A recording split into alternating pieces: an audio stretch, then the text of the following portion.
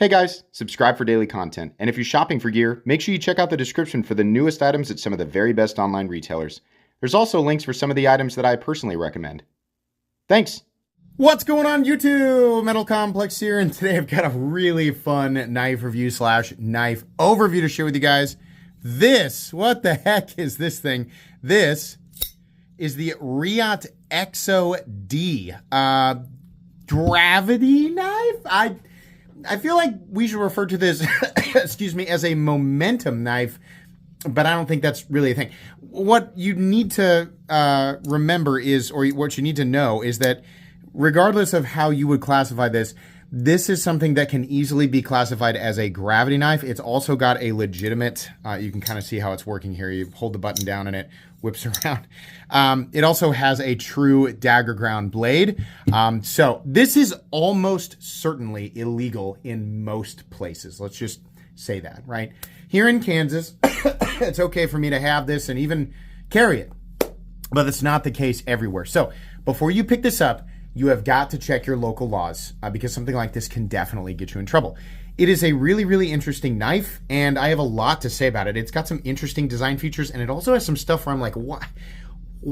But we will definitely get into all of that. Thanks so much to Crane's Cutlery for allowing me to get an early look at this and share it with you guys. If you are not familiar with Crane's Cutlery, you have got to check out their retail site. They have so many cool exclusives and just stuff that you don't see regularly on, like the knife market in general. A lot of my own personal exclusives in my collection I actually purchased from Crane's Cutlery, so I highly recommend that you check them out.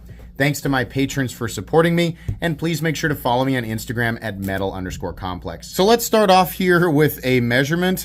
This is the only knife that is like this that I have ever reviewed. I will take a couple, excuse me, of different measurements here, but it's either way, it's still going to be kind of confusing. The length of the handle, I'm going to say, is 4.5 inches, and that includes this little sort of breaker, fat little pry bar thing. If you want to, the actual length of the handle is about 4.25.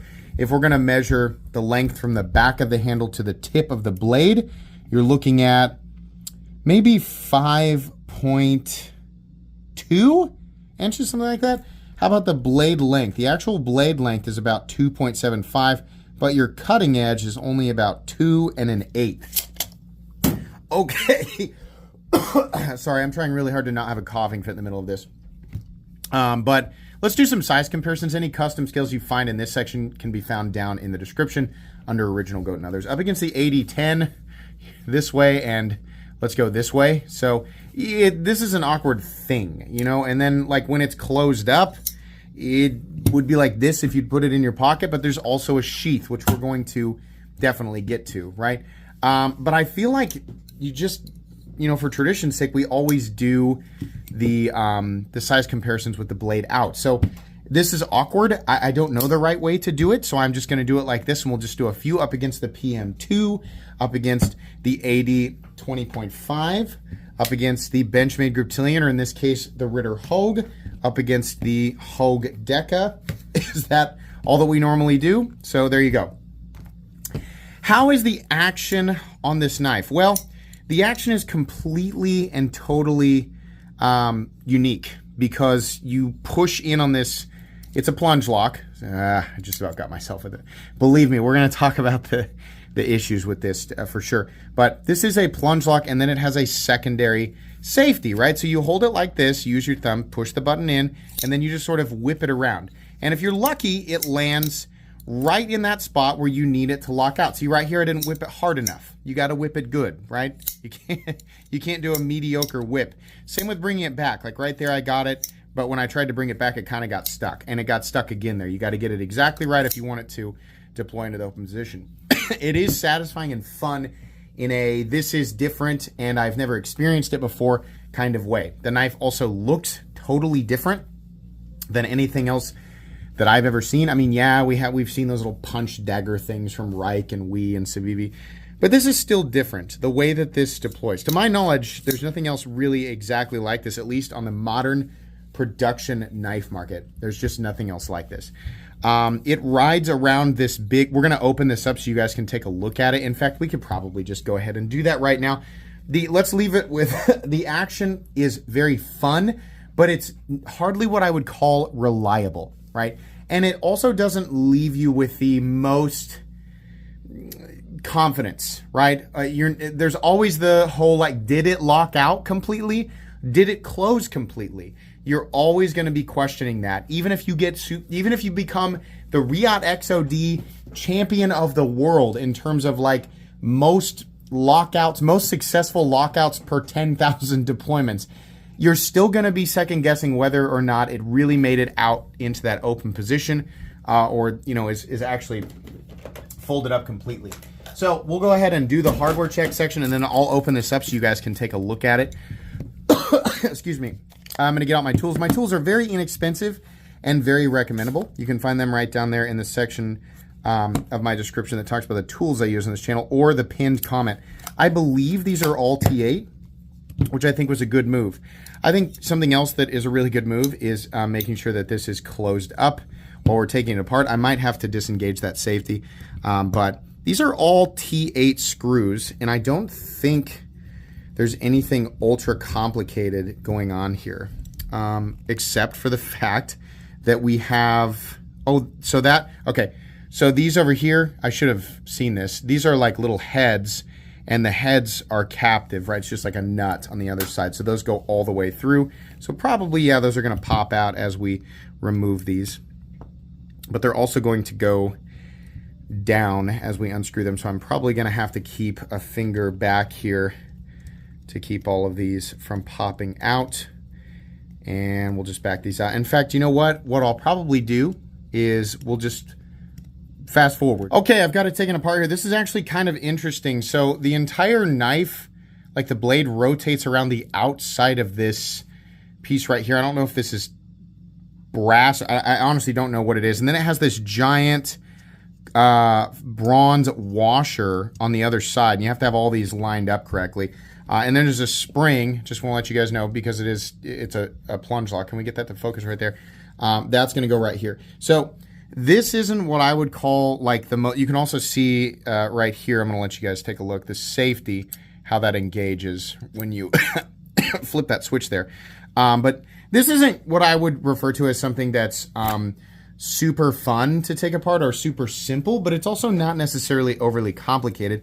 It's also worth pointing out that the two screws back here are actually little tiny screws, so there's actually two on each side, and then these three up here all have these nuts that keep everything from free spinning. So here's a look at the other side of the scale, but that's essentially what you're looking at. But this will sit in here like this, and then obviously you have to line up the holes and everything. So I'm probably going to have to pull that back out and rotate it so that it lines up with because again, the hole on the inside is triangular. So you have to rotate that washer and this brass looking part or whatever it is. You got to line those holes up correctly, which is going to be a little bit irritating. This is something that I, after taking it apart once, would probably never take apart again. So hopefully this scratches the itch for people wanting to know what the inside of it looks like. That's pretty much it. I'll see you when I've got it back together. Okay, I've got it all back together, and I just want to note, I think I was being a little bit dramatic when I said that it doesn't look like it's going to be super friendly putting it back together. The truth is it's not really all that difficult, but to save some of you some trouble, that brass looking piece, which by the way is really interesting. I didn't emphasize that. I've never seen anything like that. I think it's really neat how it works. If you're going to lubricate it, probably a couple of drops of KPL on the north and south end or whatever you want to call it. And then that, maybe one on the bronze washer part, and that's pretty much it. But essentially that piece, once you fit it in there, is actually really easy to adjust and rotate. So you can get it lined up with the bronze washer pretty easily. As you sort of sandwich this back together, that bronze washer wants to move around a little bit. So the way to do it is to try to get one hole lined up and then get the screw in, and don't tighten it down all the way. Get it to where it's there, but you can still, get your finger in here, and as it starts to peek out here or here, you kind of move it around and get things lined up. It really wasn't that bad. I would say all in all, a pretty easy disassembly. I mean, I would say that an axis lock is more frustrating than this, or a shark lock is more frustrating than this, and those aren't really even that bad. So this is kind of neat. It technically doesn't have a pivot. The tightness of these screws don't seem to affect how easily the blade comes out and goes back in. It feels exactly the same, right? So yeah, kind of neat, pretty easy, and at least they gave us all the T8. So we're good to go. As long as you have the right tools for the job, you should be all right. Let's go ahead and weigh it. There's a few different variations of this. In fact, I have another one here. It's just plain tie. This is the flamed one, which has essentially it's just like out at the edges, right? I don't know if the other ones have like more of a tiger stripey thing, but I would have liked to see that more. So we have, I think, an L-Max. I always forget if it's L-Max or M390. Yeah, we have an L-Max blade, and that's the same with all of them. The only one that might be slightly different, there's a PVD coated one, might be slightly different. There's also a version of it I saw on DLT Trading that had an inlay, right? Crane's Cutlery might have their own special versions of it as well. Here's something that you should note. The flamed version it says right there, or the bead blasted version, it says flat. The flamed version says contour. This is a detail that I did not know until just now, and I realized, yeah, that's actually true. This version of it is contoured. This version is flat. That means there is more material in this one, slightly, right, than there is this one. 0.4 ounces of additional material. This is so subtle. It is so subtle that I honestly didn't notice it. I had no idea. And I'm telling you right now, I wouldn't be able to tell unless I got real close and looked at it. But yeah, so the contoured ones are slightly heavier.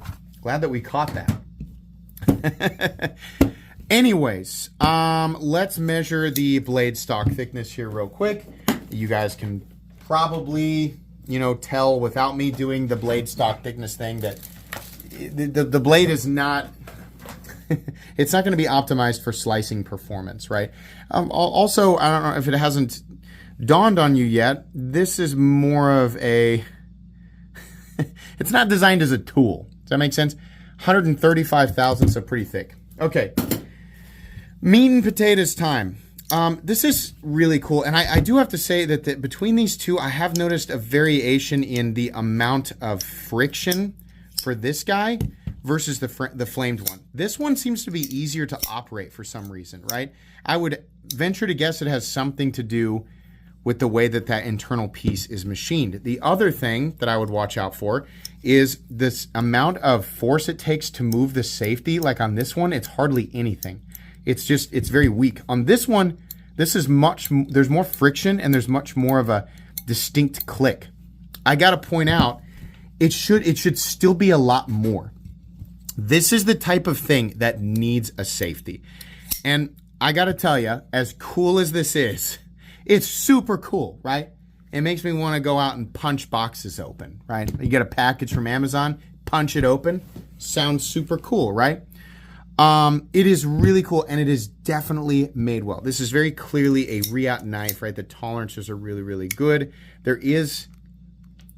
That one has maybe slight left and right play. And this guy, slight left and right.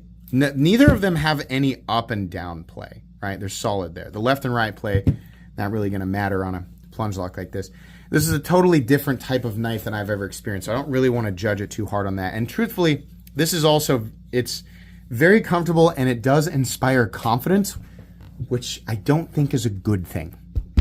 I'm going to tell you why. This is a plunge lock. This is the last knife that I would ever want a plunge lock on. I don't trust plunge locks. I think this is a bad choice for the lock, especially considering what this is designed to do, right? You really need that blade to stay in place if you're going to do this with it, right?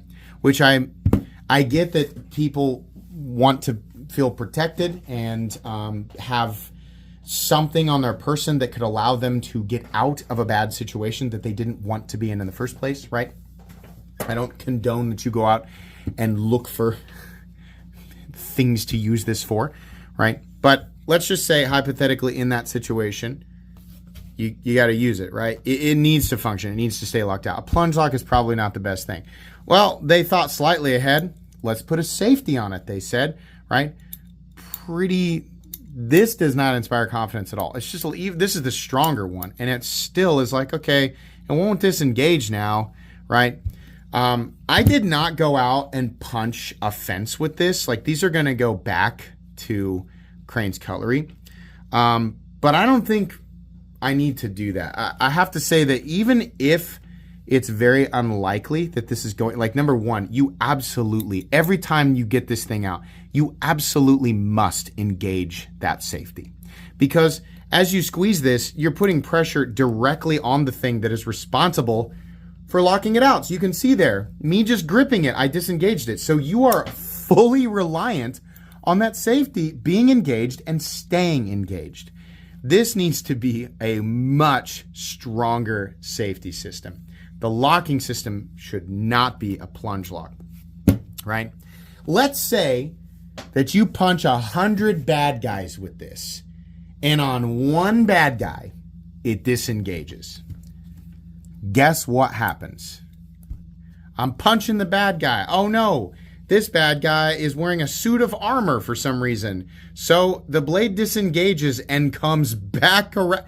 Man, it's not, you are so dependent. Obviously, it's bad if any knife disengages, right? A lot of people would say it's the same thing with a folding knife. It disengages and guess where the blade goes? Yeah, I got a little bit, like on this knife, there's a little bit of a area where it might fold into my finger, right? So this is technically true of any folding knife, right? And this is where the fixed blade master race guys come in and they're like, that's why I only fight the robot ninja terrorists with a fixed blade. I'm got a perfect record. I've never had it fold up on me because it can't, because it's in one piece. Congratulations on that. This in particular, I think, would create a pretty nasty, right? I mean, it really comes back to do maximum damage on you. I mean, assuming that you're like putting force into that and it disengages and you follow through, you're going to essentially lose your thumb, right? So, man, I've done some damage to this. I think this is really cool, and I think it was definitely like, this was not designed for like the common, self-defense crowd, because you can buy like cheap functional self-defense stuff on Amazon for like, I don't know, essentially nothing, right? This is more enthusiast territory. Like, yeah, hypothetically it could be used for self-defense, but it's definitely like, it's a Reate knife. It's made out of titanium and Elmax and has all the premium finish work and stuff like that. It has the potential to be a very secure system, right? Something that, I guess could be used and would probably, like, if this was locking out absolutely, I think I would prefer something like this versus holding a knife like this. I'm not going to sit here and pretend like I know what I'm talking about when it comes to self-defense. But I think if this was all one solid piece, I think I would prefer having the grip and the hand lockout and the confidence of holding this thing. I think I would prefer having that at the end of my knuckles, right? It just feels a little more organic, a little more natural. The problem is it's not one fixed piece. It rotates, right, around this piece here. And the only thing that's stopping it from doing that is a plunge lock, which is one of the most notorious locks for disengagement. And then the only thing that's backing that up is a very questionable safety. The safety probably should also act as a stop, right? I mean, this is so weird. I'm trying to suggest how I would have designed this, but there needs to be some sort of safety stop where in the event that you punch so hard you break, this thing breaks loose. There needs to be something here that stops the thing from coming around and, just ruining your day. There's got to be something there. The safety needs to be way more robust, and the locking system should not be a plunge lock. I don't have any confidence in that whatsoever. Sorry. We're doing a load of laundry apparently right now. Everybody's home with me. Filming content is very difficult because my entire family is here, and they keep giving the kids extra school days, so that's really fun. But anyways, yeah, I don't trust this. So it's really neat. I am very much hoping that version 2 has a different system. The other thing that bothers me is just with playing with this and closing it, sometimes it gets to here and I don't even realize it. Like I'll be whipping it around, right? And I'll be looking up and then I'll feel like I've got it, or it'll bounce and then come back out a little bit, and I'll look down and I'm going to grab it like this and the blade is sticking out. Don't love that, right? Part of me makes me wish that it was a false edge on one side, right? Like it's hard to say if I want the false edge on this side or this side. You know, if we did a false edge, because listen, it's still gonna, even if it's not sharp on one side, it's still gonna do exactly what it was designed to do, right? Which is puncture. So you do a false edge on this side. The benefit is if it does disengage, this comes around and probably still going to hurt, but it's not going to slice you if this is a totally false edge, right? But that means that the edge that's closest to the outside of the frame is an actual sharp edge. That's probably the best way to do it, right? To protect yourself with the blade coming back around from the open position versus protecting yourself from an exposed blade that could potentially be there in the closed position. I think you just leave it dagger and you dramatically alter the locking system and upgrade the safety and also provide some sort of blocking or guarding failsafe, right? Something to keep that from coming back around in the worst case scenario.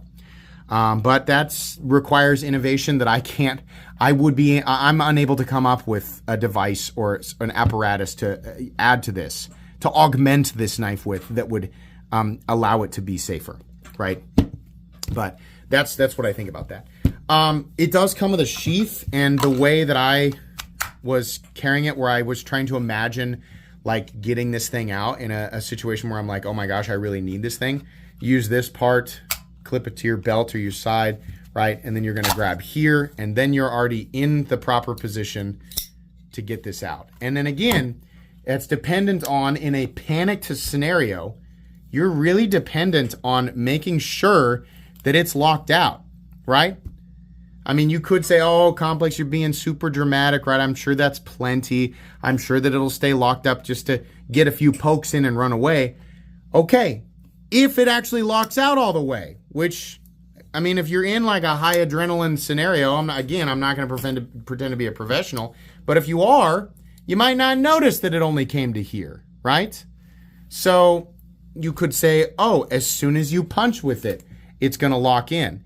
Yeah, if the force comes kind of from this way, but if you go like this and the force comes here, it could actually push it aggressively back towards you.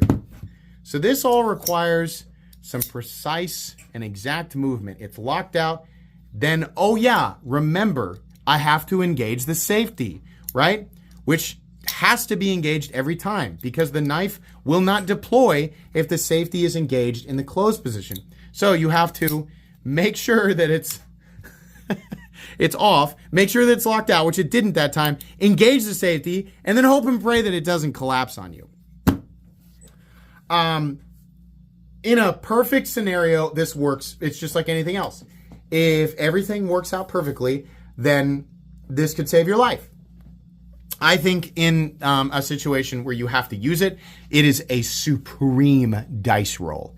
I think this is maybe it's better as an object that just appears scary. I mean, like if I were a mugger and I was like, I'm going to get that guy's wallet and he whipped this out, I'd be like, maybe not that guy's wallet. maybe somebody who doesn't have, a raptor talon on their knuckles, like maybe not. That just feels like I'm gonna get a bunch of I'm gonna get turned into Swiss cheese, maybe, but maybe I'm just saying, if they decide like that's not enough to intimidate me, then this thing could really work against you, right? You're probably not gonna have something like this ripped out of your hands, right? You're probably not gonna drop it, but there's a decent chance that the blade's gonna come back around and get you. So, yeah. I don't think a pocket clip is the best. This is the type of thing I think actually does need to be in something like this. Using it like like a tool.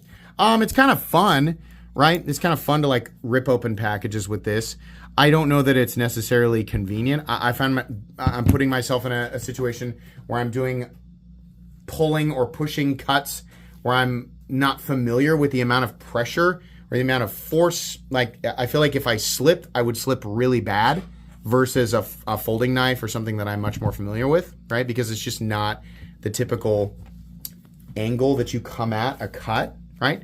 It's also a dagger ground blade that's fairly wide, but it's not incredibly thin behind the edge. It's just not designed for EDC use, right?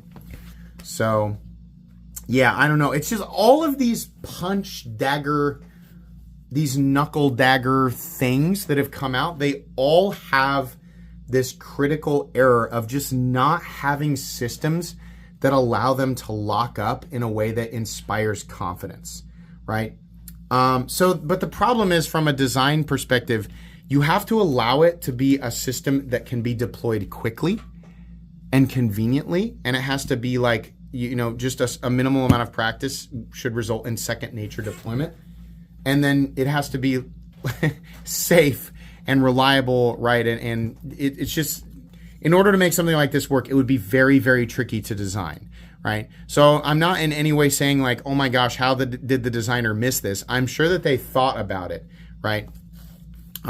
It's just that the end result, I don't think, is quite good enough to really depend on this. Now, if you're like, I don't care about that, dude, I just want to add it to my collection.